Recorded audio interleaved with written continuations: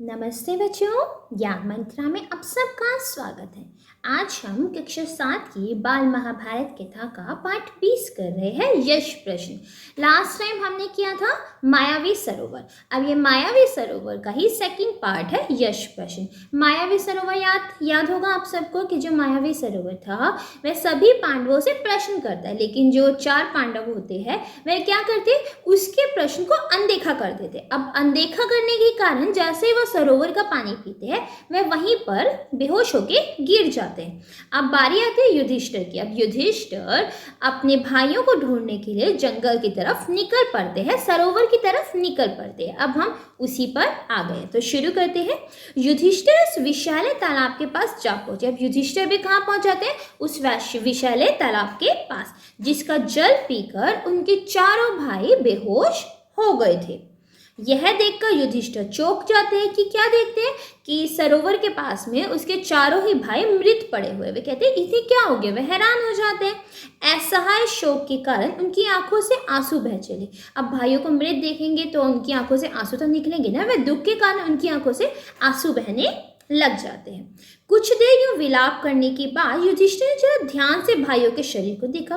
कुछ देर तो रोते रहे, दुख प्रतीत करते रहे, लेकिन जब वे अपने भाइयों के शरीर को देखा तो अपने आप से कहने लगे, यह तो कोई माया जाल सा मालूम होता है। उन्हें लगता है यह कोई माया जाल है।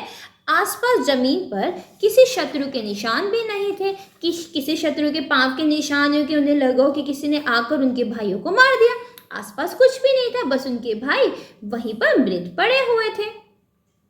हो सकता है यह भी दुर्योधन का ही कोई षड्यंत्र हो। संभव है पानी में विष मिला। उन्हें लगता है हो सकता है दुर्योधन ने फिर से उन्हें मारने के लिए कोई चाल चली हो और पानी में विष मिला रखा हो। अब इस प्रकार के ख्याल उनके दिमाग में आने शुरू हो जाते हैं। सोचते सोचते युधिष्ठिर भी प्यास से प्रेरित होकर तालाब पे उतरने लगते हैं। अब जब ये बात सोच रहे होते हैं, आपको पता होगा कि पांचों ही भाई प्यास से व्याकुल थे, जिसके कारण वह तालाब की तरफ जाते हैं। अब युधिष्ठिर को भी बहुत ज्यादा प्यास लग रही होती है। वो ये सोचते चलो मैं भी पानी जाकर पी लेता हूँ।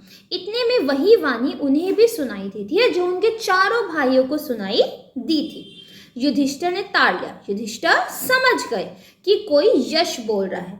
अब यश कोई क्या है, जादू की शक्ति, ठीक है ना। अब ये अच्छे भी होते हैं, बुरे भी होते हैं। यहाँ पे एक अच्छा यश है जो उनसे सवाल पूछ रहा है कि अगर ये प्यार से, अगर उसके चारों भाई भी प्यार से उनके सवालों का जवाब दे देते तो वह जिंदा होते, बट उन्होंने उसे इग्नोर मारा, जिसके कारण वह वहां मृत हो गए। अब जो युधिष्ठिर थे वो समझदार थे, वह समझ गए ये कोई यश है, तो उन्होंने बात मान ली और बोले आप प्रश्न कर सकते हैं। यश ने कई प्रश्न किए जिनके उत्तर युधिष्ठिर ने दिए। अब यहाँ पे आपको कुछ प्रश्न दिए गए हैं जिनके उत्तर युधिष्ठिर ने दिए हैं, तो वही आपके साथ डिस्कस हो रहे हैं। मनुष्य का साथ कौन देता है? अब ऐसा कौन है जो मनुष्य का साथ देता है? तो जो युधिष्ठिर थे वह जवाब देते हैं कि धैर्य ही मनुष्य का साथी होता है। कि कोई भी सिचुएशन हो, अगर आप धैर्य रखना जानते हैं तो आप किसी भी सिचुएशन को पार कर सकते हो। अब देखो, उनके चारों भाई अगर धैर्य रखते और यश की बात को ध्यान से सुनते तो आज वह मृत नहीं होते। उसके सवालों का प्यार से जवाब देकर वह भी पानी पी सकते थे, लेकिन उनमें धैर्य नहीं था, जिसके कारण उनकी यह दशा हुई। लेकिन युधिष्ठिर धैर्यवान थे, उन्होंने प्यार से यश की बात सुनी और उनके प्रश्नों का जवाब देना शुरू कर दिया।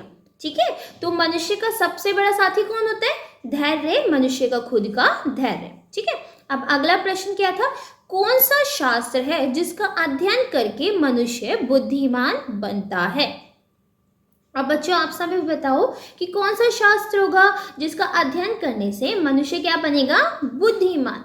आप जल्दी से कमेंट बॉक्स में जवाब दो, मुझे पता चले किस किस को आता है इसका आंसर। अब जो युधिष्ठिर थे वह क्या जवाब देते? वह कहते हैं कोई भी शास्त्र ऐसा नहीं है जिसको पढ़कर मनुष्य बुद्धिमान बने।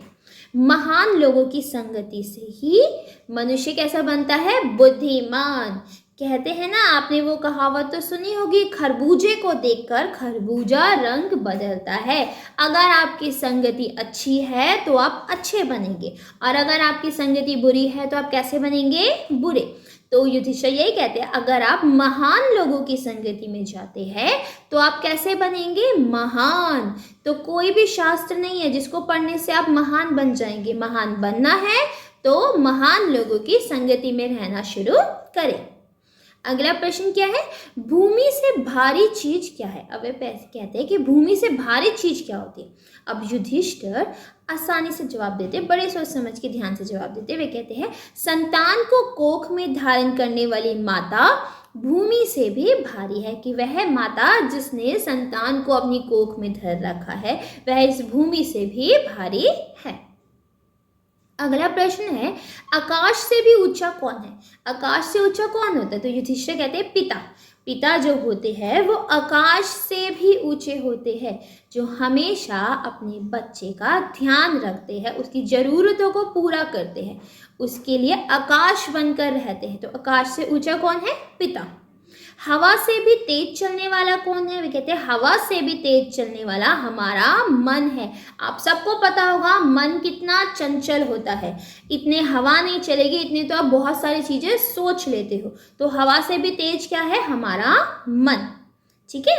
घास से भी तुच्छ कौन सी चीज होती है? अब घास आपको पता है सबसे छोटा सा तिनका होता है, जरा सा। वह कहते हैं घास से भी तुच्छ, उससे भी छोटी चीज क्या है? अब घास से भी तुच्छ चीज है हमारी चिंता।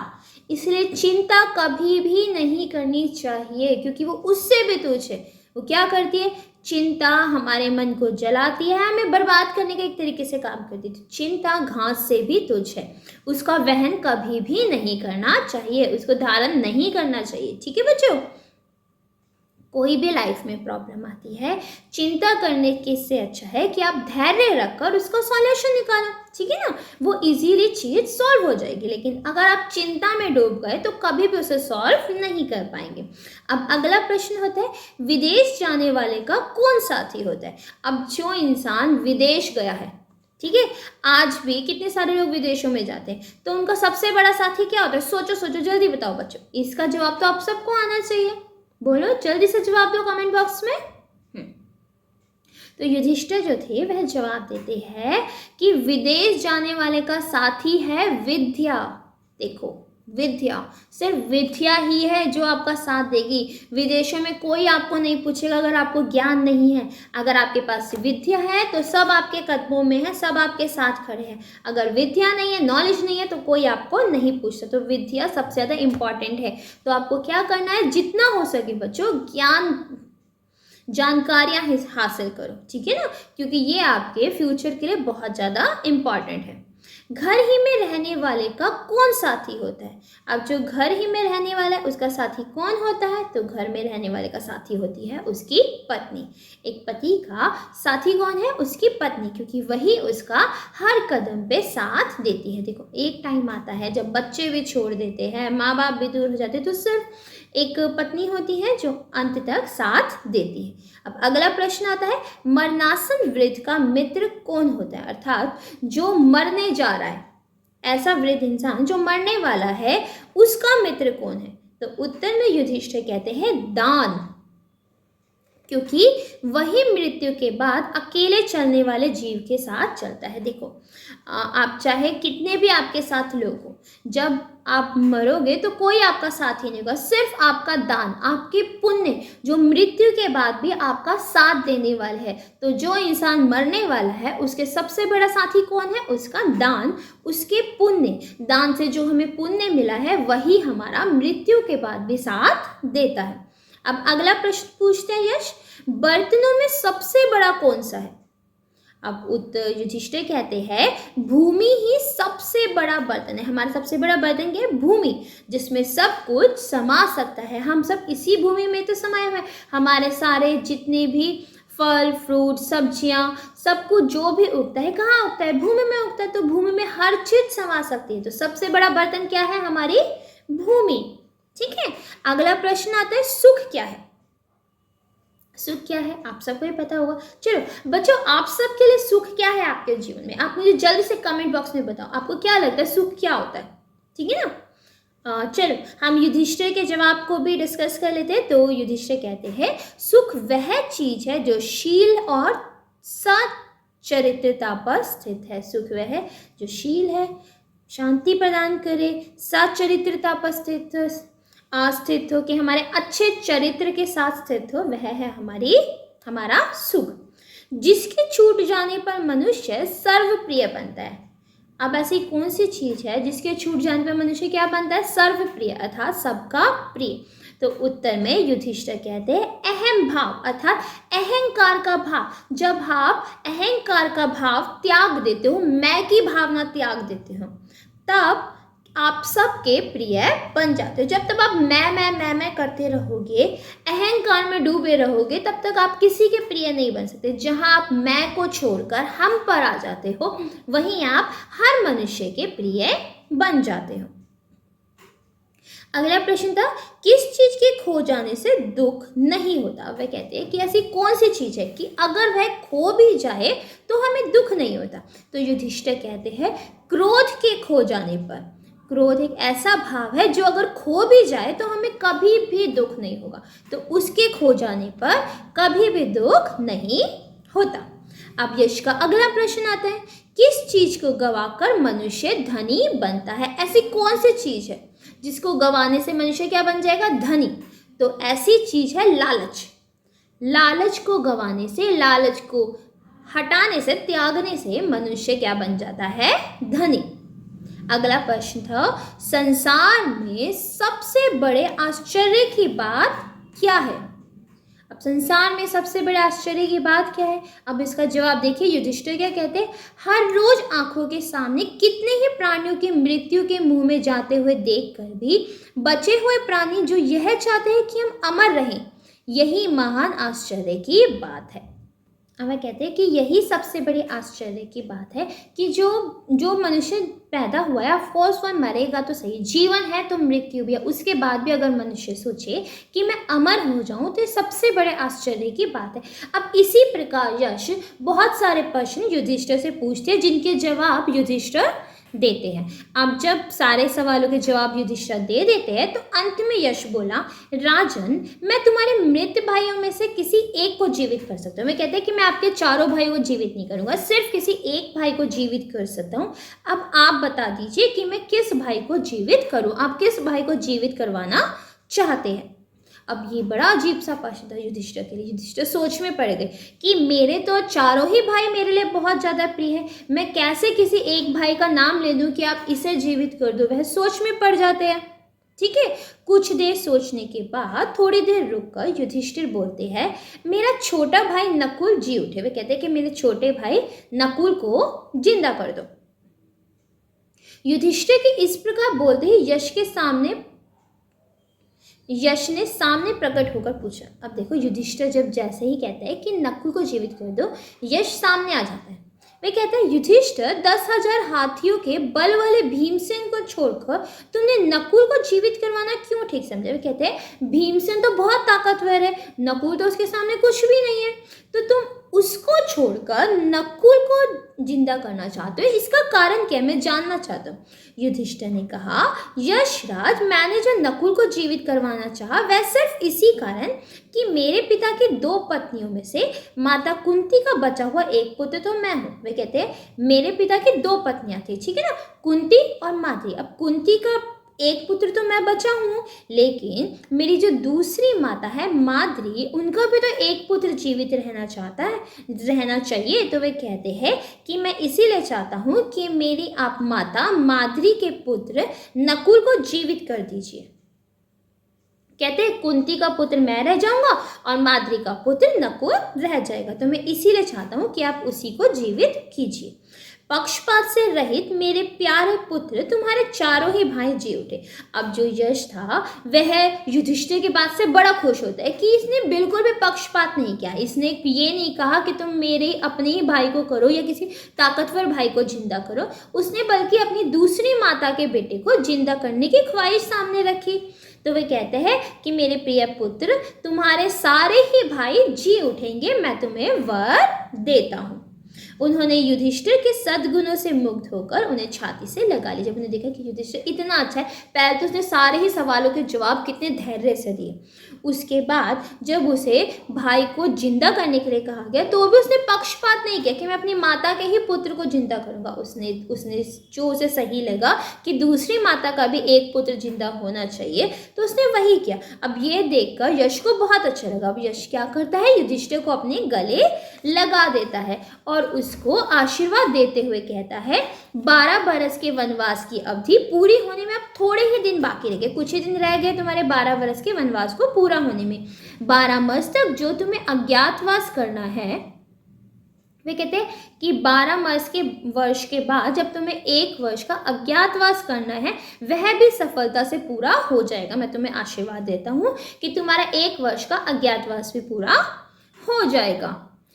तुम्हें और तुम्हारे भाइयों को कोई भी नहीं पहचान सकेगा। तुम अपनी प्रतिज्ञा सफलता के साथ पूरी करोगे। इतना कहकर धर्मदेव अंतर्धान हो गए। अब इतना कहकर यशयोता क्या होता है, अंतर्धान हो जाता है, गायब हो जाता है युधिष्ठिर को आशीर्वाद देकर। ठीक है, वनवास की कठिनाइयां पांडवों ने धीरज के साथ झेल लिया। वनवास की कठिनाई थी, 12 वर्ष का वनवास उन्होंने धीरज से झेल लिया था। अर्जुन इंद्रदेव से दिव्यास्त्र प्राप्त करके वापस आ गया था।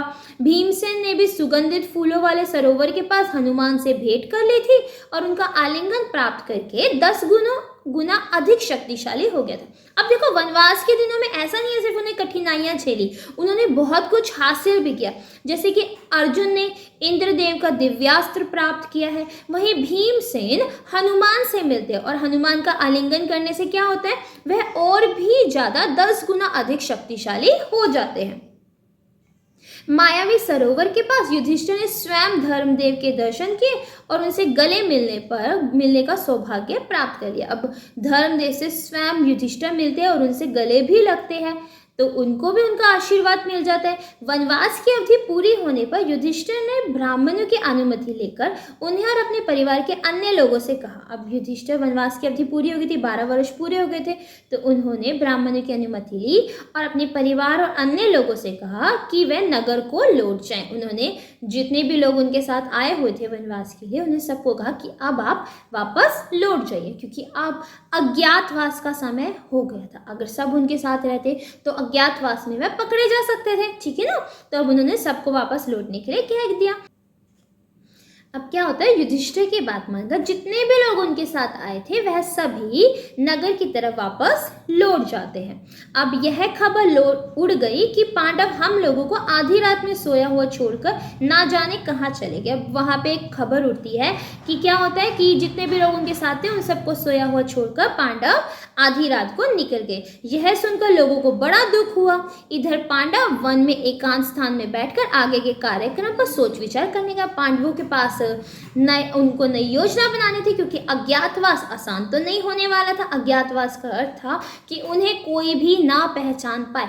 अगर उन्हें 1 साल के अंदर किसी ने पहचान लिया तो उन्हें दोबारा से 12 वर्ष का वनवास करना पड़ता और 1 वर्ष का अज्ञातवास करना पड़ता। अब इसी का सोच विचार वह लोग कर रहे थे, ठीक है ना। युधिष्ठिर ने अर्जुन से कहा, अर्जुन बताओ कि यह 13वां बरस किस देश में और किस तरह बिताया जाए। युधिष्ठिर कहते हैं, अर्जुन तुम कोई सुझाव दो कि हम अपना 13वां वर्ष कहाँ जाके बिताए।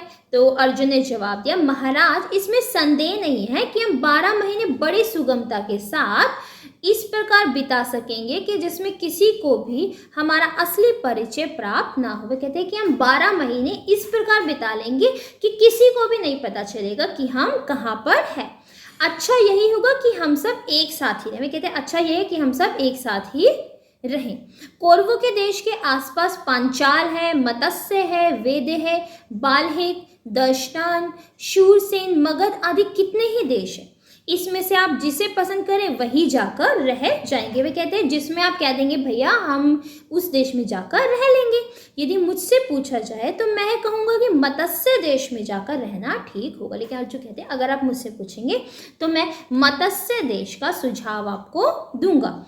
इस देश के अधीश राजा विराट है। वह कहते हैं इस देश के जो राजा है वह है विराट। विराट नगर बहुत ही सुंदर और समृद्ध भी है। मेरी तो ऐसी ही राय है कि आगे जो आप उचित समझिए। कहते हैं मेरी तो यही राय है कि हम मत्स्य देश में रहते हैं, राजा विराट के राज्य में। बाकी आपकी जो राय होगी हम वह मानेंगे। युधिष्ठिर ने कहा मत्स्याधिपति राजा विराट बड़े शक्ति संपन्न है। वह भी कहती कि वह जो राजा है बहुत ज़्यादा शक्ति संपन्न है, बहुत शक्तिशाली है। दुर्योधन की बातों में भी वह आने वाले नहीं है, वह दुर्योधन की बातों में भी कभी नहीं आएंगे। अतः राजा विराट के यहाँ छिप कर रहा जाए। तो युधिष्ठिर राजा विराट के यहाँ छिप कर रहने के लिए तैयार हो जाते हैं। ठीक है ना। अब इनका डिसाइड होता है, क्या डिसाइड होता है कि ये मत्स्य देश में जाकर रहेंगे। अब इस पार्ट में कुछ जो ध्यान रखने वाली बातें हैं, पहले तो यश ने कौन कौन से प्रश्न पूछे थे। ठीक है, सबसे पहले तो आपको प्रश्नों को ध्यान रखना है कि यश के प्रश्नों का जवाब किसने दिया था पांचों भाइयों में से। तो यश के प्रश्नों का जवाब युधिष्ठिर ने दिया था। अब क्या क्या प्रश्न पूछे थे बच्चों, ये अच्छे से पढ़ लेना, एग्जाम के लिए ये बहुत ज़्यादा इंपॉर्टेंट होता है। दूसरा 13 बरस का वनवास, मतलब 13वां बरस उन्होंने कौन से देश में बिताने का निश्चय किया, तो वो था मत्स्य देश। मत्स्य देश का राजा कौन है, राजा विराट। ठीक है, अब इसका सुझाव किसने दिया था, इसका सुझाव दिया था अर्जुन ने। ओके अच्छा, इसमें कुछ और इंपॉर्टेंट बातें थी कि भीमसेन की शक्ति 10 गुना किसके आलिंगन से बढ़ गई थी, हनुमान के आलिंगन से। ठीक है, और अर्जुन को किसने दिव्यास्त्र दिया था, इंद्रदेव ने, या इंद्रदेव ने क्या क्या दिया था अर्जुन को, दिव्यास्त्र दिया था। तो इन प्रश्नों को ध्यान से आपको याद रखना है, परीक्षा के लिए ये बहुत ज़्यादा इंपॉर्टेंट है। ठीक है बच्चों, तो आज के लिए इतना ही था। अगर आपको कोई भी प्रॉब्लम हो तो आप मुझसे कमेंट बॉक्स में सवाल पूछ सकते हैं, मैं जल्दी से जल्दी जवाब देने की कोशिश करूंगी। अगर आप वीडियो पसंद आई हो तो जल्दी से लाइक कर दो और चैनल को सब्सक्राइब करना मत भूलना। तो आज के लिए बस इतना ही, धन्यवाद।